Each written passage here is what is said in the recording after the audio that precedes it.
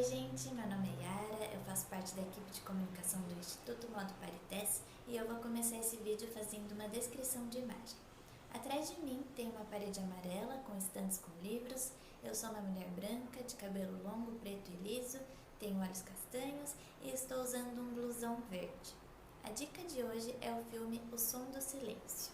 No filme, Ruben é um ex-usuário de drogas e baterista que começa a perder a sua audição.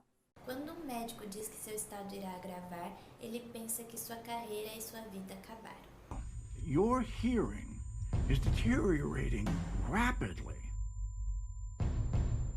And the hearing that you have lost is not coming back. I can't hear you. Do you understand me? I can't. I'm deaf. I'm deaf. A namorada dele, a Lu, leva ele para um centro de reabilitação para surdos para que ele não tenha uma recaída e para que ele possa se adaptar a essa nova realidade. This is a deaf community. I think it's important that you stay here with us right now, Ruben. Find some solid ground.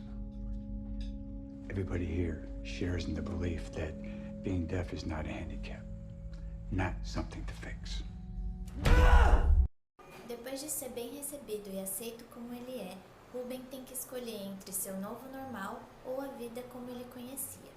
I wonder, have you had any moments of stillness? For me, those moments, that place, will never abandon you. O filme recebeu 6 indicações ao Oscar de 2021 e ganhou na categoria de melhor som. O Som do Silêncio está disponível na Amazon Prime.